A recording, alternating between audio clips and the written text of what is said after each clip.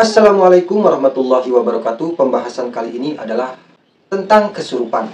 Karena dari sebagian kita terkadang menganggap kesurupan itu selalu berhubungan dengan dunia gaib, selalu berhubungan dengan dunia mistis, selalu menganggap bahwa kesurupan itu selalu akibat jin, setan, santet, teluh, dan sebagainya. Padahal sebenarnya tidak begitu. Jadi ketika kita memahami kesurupan itu apa, penyebabnya itu apa, jenisnya itu bagaimana, maka kita akan lebih mudah cara menanggulanginya dan cara menyembuhkannya. Jangan sampai kita tertipu oleh oknum-oknum yang tidak bertanggung jawab, yang sebenarnya dia pun tidak tahu, mengatakan bahwa ini kena A, B, C, D, kena santet dan lain sebagainya. Yang pertama harus kita ketahui adalah kesurupan itu bisa terjadi karena gangguan psikologis histeria. Histeria artinya gangguan psikologis yang ditandai dengan tingkah laku emosi atau emosional yang sangat berlebihan. Dan ketika hal ini terjadi pada seseorang, yaitu histeria ini bisa saja seseorang itu sebenarnya sadar gitu ya. Bisa ingin mencari perhatian gitu ya, ingin diperhatikan gitu ya, atau karena emosi yang meluap-luap gitu ya, atau karena ingin mengalihkan tuduhan yang mungkin dia menyembunyikan sesuatu gitu karena kecemasan, ketakutan gitu ya. Dan bisa saja histeria ini terjadi ya memang dia pun tidak sadar gitu ya, benar-benar tidak sadar gitu. Dan kalau dalam dunia hipnotis ini disebutnya adalah abreaksi. Dan ciri-ciri orang yang kesurupan jenis ini biasanya itu dia itu dibarengi dengan teriak-teriak gitu ya, menjerit-jerit gitu, atau marah-marah gitu. Ini akibat karena mungkin dia itu terlalu banyak masalah, atau juga bisa dendam pribadi gitu ya, sehingga emosinya ini bisa mengambil alih kesadarannya. Terkadang ada juga yang sambil menangis-nangis gitu ya, sambil menjerit-jerit gitu, raung-raung gitu. Ini karena mungkin bisa jadi karena putus cinta atau diputuskan oleh pacarnya dan lain sebagainya. Karena gangguan histeria ini bisa saja seseorang itu memang benar-benar tidak sadar gitu ya, karena emosinya itu telah mengambil alih kesadarannya gitu ya. Dan bagi yang mengalami hal ini ya, kalau kita itu masih bisa mengendalikannya ya, dan sebenarnya sadar ketika hal itu terjadi ya, kalau bisa tolong sebisa mungkin jangan dibiasakan, karena lama-kelamaan hal ini bisa saja nantinya itu bisa berakibat kita itu tiba-tiba lumpuh gitu ya, ataupun bisa menjadi pemicu kebutaan gitu. Jadi ketika orang yang mengalami histeria ini sering kesurupan ini dengan tanda-tanda seperti tadi, lalu dia itu tiba-tiba lumpuh, itu bukan karena sihir atau santet sebenarnya, tapi reaksi dari kebiasaan tadi gitu ya, sehingga berpengaruh ke dalam tubuh atau kesehatannya. Lalu bagaimana cara menyembuhkan kasus ini gitu ya, yaitu gangguan psikologis histeria? Yang pertama adalah harus ada niat dari dalam diri kita gitu ya, harus ada niat gitu yang sungguh-sungguh gitu. Dan yang kedua, kita harus bisa mengendalikan pikiran kita. Lalu yang ketiga, perbanyaklah membaca istighfar. Baca istighfar, setelah itu baru kita bisa meletakkan telapak tangan kanan kita di dada sambil kita membaca surat Al-Insyirah. Jadi ini adalah suatu teknik ruqyah mandiri untuk menyembuhkan gangguan kesurupan yang biasa disebut orang kesurupan. Padahal ini adalah gangguan psikologis histeria. Kalau dalam dunia hipnotis itu disebut abreaksi. Jadi ruqyah ini tidak hanya untuk menyembuhkan orang yang terkena gangguan jin, setan gitu ya. Jadi dengan gangguan-gangguan yang sudah saya sebutkan tadi pun bisa gitu. Asal tadi harus ada keinginan yang kuat dalam diri kita ya, sungguh-sungguh gitu. Dan kita harus bisa mengendalikan pikiran kita. Jadi kalau kita melihat seseorang yang mengalami gangguan ini, alangkah baiknya itu kita kasih motivasi dulu, kita nasihati dulu gitu ya. Jangan langsung kita ruqyah dengan membacakan ayat-ayat tertentu gitu ya, seakan-akan dia itu terkena jin atau sebagainya. Ini nantinya akan menambah parah gitu. Karena terkadang kita melihat ya orang yang setelah diruqyah, terkadang ada yang malah menjadi dia itu mudah banget kesurupan seakan-akan gitu ya. Jadi sensitif gitu ya. Karena penanganannya ketika dia itu gangguannya apa gitu ya. Jadi secara penanganannya itu salah gitu. Kita tidak tahu, oh ini jenis kesurupannya apa, harus bagaimana kan gitu. Seperti itu. Jadi yang terpenting di sini adalah kasih masukan, nasihat, motivasi, baru bisa kita doakan gitu ya. Lalu disuruh bacakan istighfar sebanyak-banyaknya, Lalu suruh membaca surat Al-Insyirah sambil meletakkan telapak tangan kanannya di dada. Lalu jenis kesurupan yang kedua ini ialah namanya adalah DTD, Dissociative Trance Disorder. Dan gejala kesurupan ini biasa terjadi seakan-akan memang kalau kita lihat bagi orang yang awam ya, ini terlihat seakan-akan mistis banget gitu, berhubungan banget gitu dengan dunia-dunia gaib. Karena ketika seseorang itu kesurupan di jenis ini, itu biasanya dia itu seakan-akan menjadi sosok harimau gitu ya, sosok ular gitu, sosok singa gitu, dan lain sebagainya. Mungkin kita sering ya melihat orang yang kesurupan sambil gitu, mencakar-cakar lantai, mencakar-cakar dinding gitu kan, ataupun seakan-akan menjadi seperti ular lenggak-lenggok gitu ya, gitu.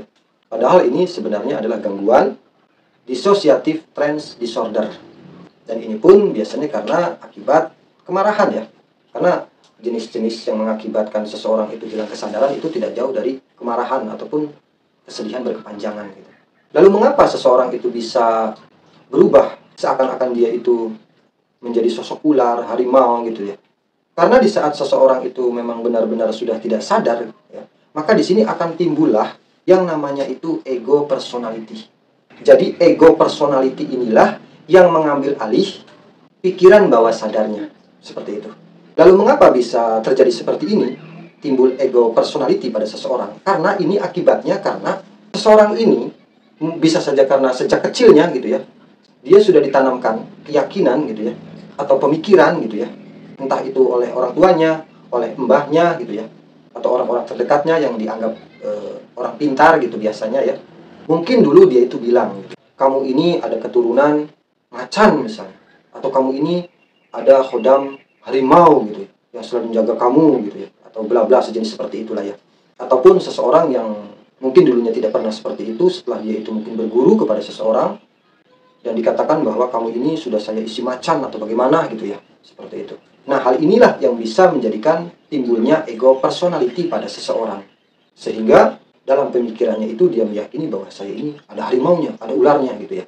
Nah, ketika dia itu emosi atau terbawa suasana gitu ya, maka dia itu langsung menjadi harimau gitu, menjadi singa gitu ya. Karena dalam pemikiran kita itu, alam bawah sadar kita itu sudah diambil alih oleh ego personality tadi gitu ya. Dan ada juga sih DTD ini ya, bisa terjadi kepada seseorang itu terjadi mendadak gitu ya.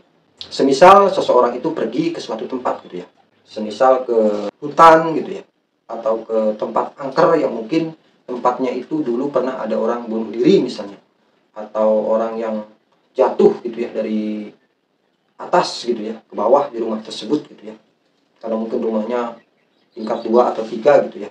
Maka ketika seseorang itu yang mungkin awalnya sudah memiliki gangguan DTD ini, maka sugestinya itu akan menjadikan dia itu kemasukan gitu oleh arwah seakan-akan orang yang pernah bunuh diri atau terjadi kecelakaan di tempat tersebut gitu ya.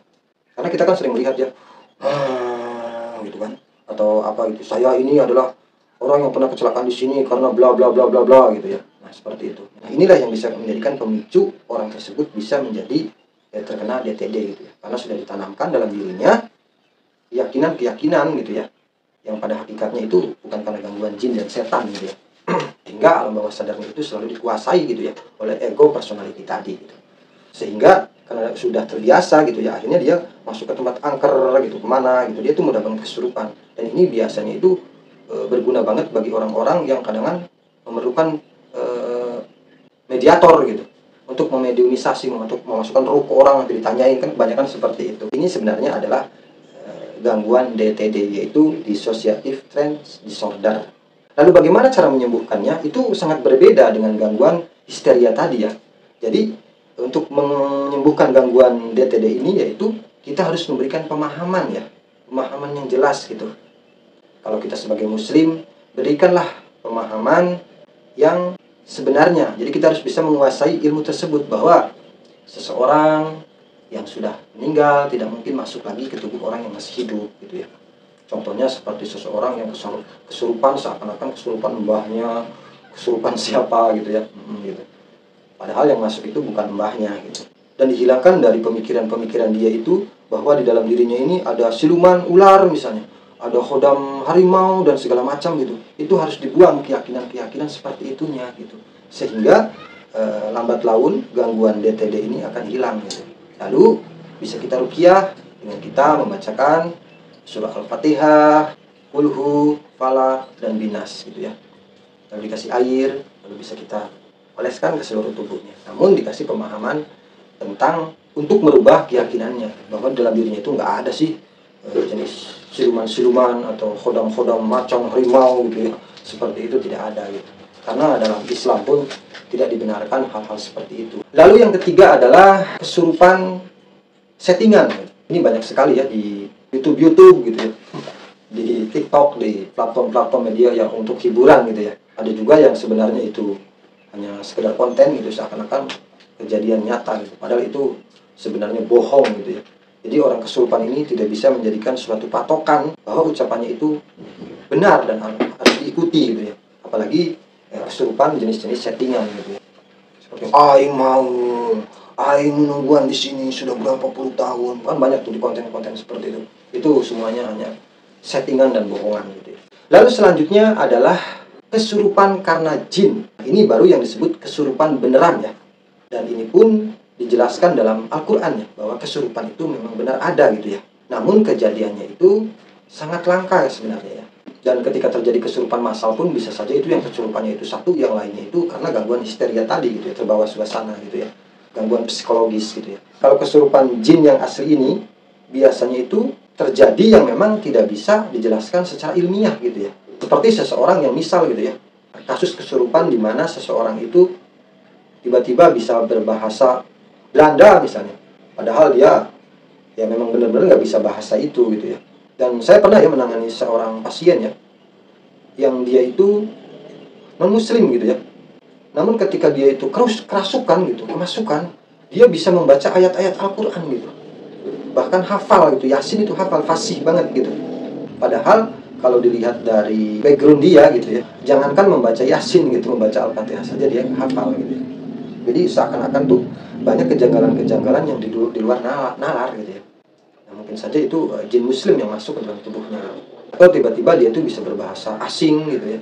Yang memang dia itu sebenarnya memang benar-benar tidak bisa atau menguasai bahasa tersebut gitu. Namun kalau orang-orang barat di sana ya yang tidak percaya adanya jin, dia itu biasanya mengatakan kejadian seperti ini tuh disebut alter ego. Artinya adalah ada jiwa yang lain gitu. Namun bagi kita yang percaya gitu ya, bahwa jin itu yang memang ada gitu ya, maka inilah yang disebutkan kesurupan, benar-benar kesurupan gitu, karena gangguan jin gitu. Al-Quran pun menjelaskan atau menyebutkan kesurupan ini pada surat Al-Baqarah ayat 275 ya. Artinya orang-orang yang makan riba tidak dapat berdiri, melainkan seperti berdirinya orang kemasukan setan. Dalam tafsir Ibnu Katsir, maksud kemasukan setan ini beliau jelaskan maksudnya adalah orang yang kesurupan gitu ya. Seperti orang yang kesurupan dan kerasukan setan gitu, seperti itu. Dan hal ini pun dijelaskan Syekhul Islam bahwa tidak ada satu ulama pun yang mengingkari jin masuk ke badan orang yang kesurupan gitu. Lalu kalau untuk menangani gangguan orang kesurupan yang benar-benar kesurupan ini bagaimana gitu? Ya, kita bisa meruqyahnya, membacakan surat Al-Fatihah, membacakan surat Al-Baqarah ayat 1-5, membacakan Al-Baqarah ayat 102 gitu ya, dan ayat-ayat lainnya gitu. Jadi intinya apabila kita bisa memahami pemicu kesurupan itu apa, maka kita pun akan lebih tepat untuk menyembuhkannya gitu ya. Jangan sampai salah gitu ya. Seperti kita salah minum obat sakit perut, padahal itu untuk obat sakit kepala. Jangan seperti itu contohnya gitu. Jadi sekian saja, mudah-mudahan bermanfaat.